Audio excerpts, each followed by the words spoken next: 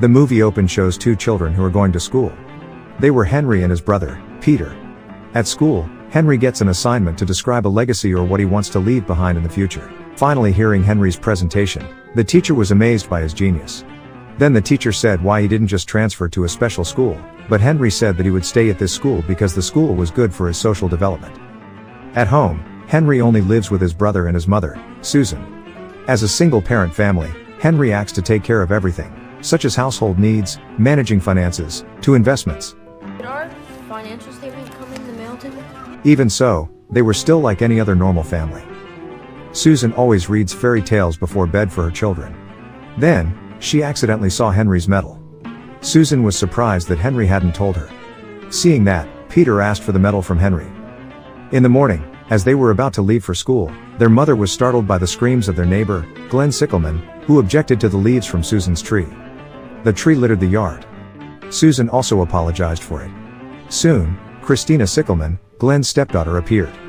Susan and Christina looked familiar to each other. While at school, Peter complains to Henry that a group of bad boys is bothering him. Henry rushed to the place. But on the way, Henry saw Christina, who was pensive in the garden. Henry is curious about Christina's condition. But he forgot about his brother. And when he got to a place, he saw his brother being bullied by a group of naughty children. Therefore, Peter was angry with Henry. So, Henry had to apologize and comfort him over and over again.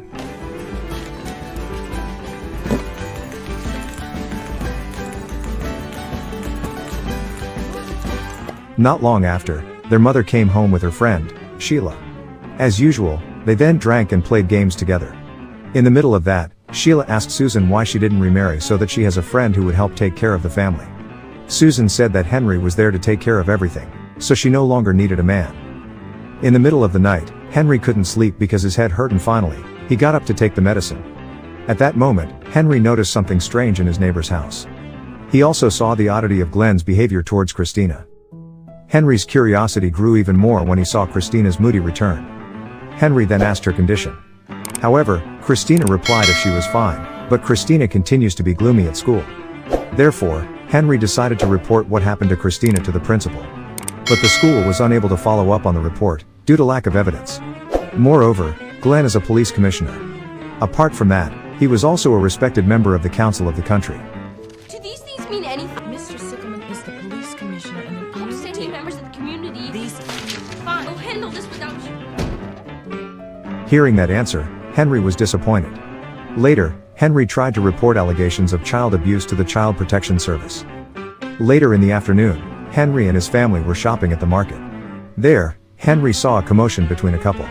When Henry wants to stop them, Susan restrains Henry and says it's none of their business.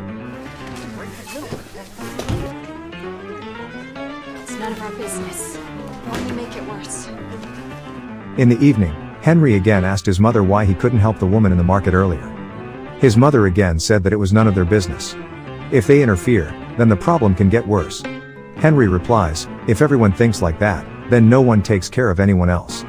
In addition, Henry also said that violence is not the worst thing in the world, but apathy is the worst. The next day, Glenn's house was visited by officers from the Child Protection Service.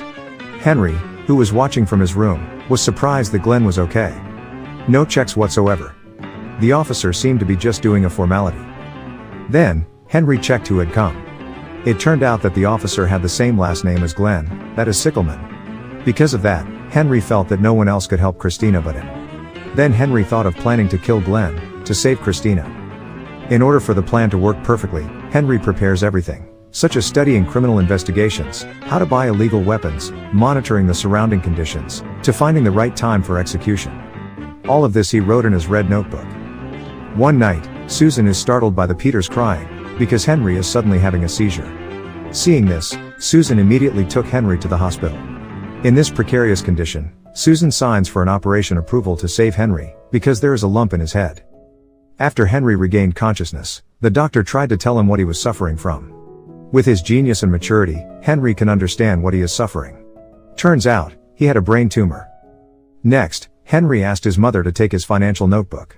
Henry explains that in the book, there are some savings and stocks for his mother. In addition, Henry also asked his mother to buy a new car to be more efficient. If lift comes above 200, dump it. You need to buy a new car already. Mom, this is really important. Like I said, I don't want to talk about it.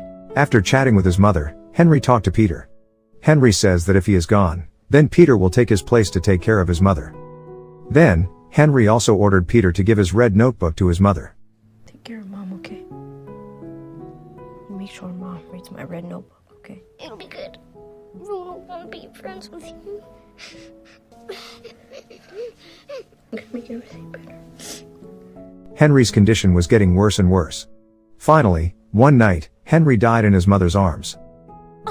Yes, I'm here. I'm here. Okay. I want to see this guy. Look up. Look up, baby.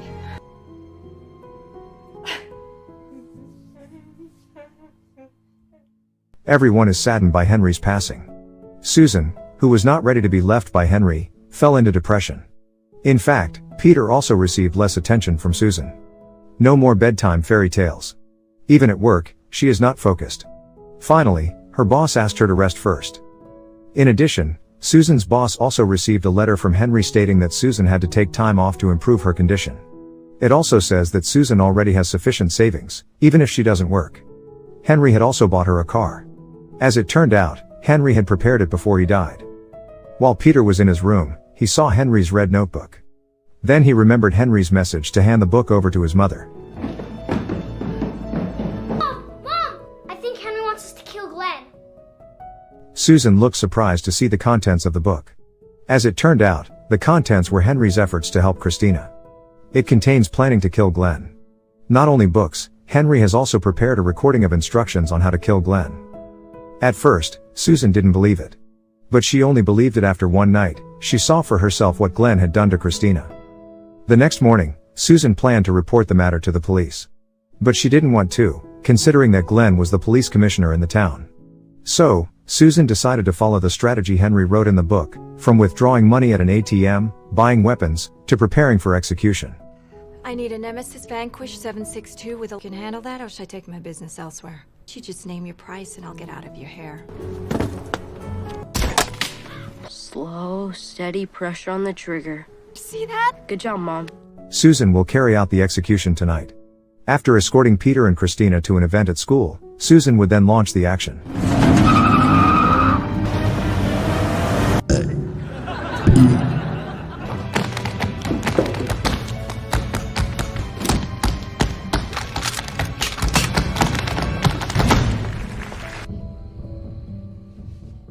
However, when she was about to shoot Glenn, suddenly Glenn's childhood photos were exposed, so Susan remembered something.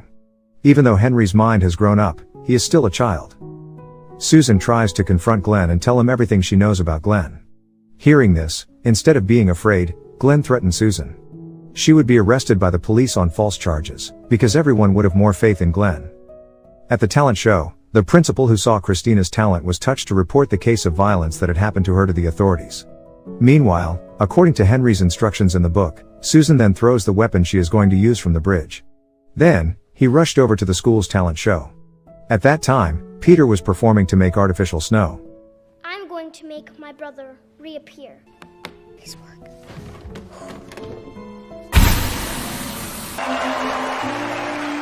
Meanwhile, Glenn tries to contact his colleagues to help him.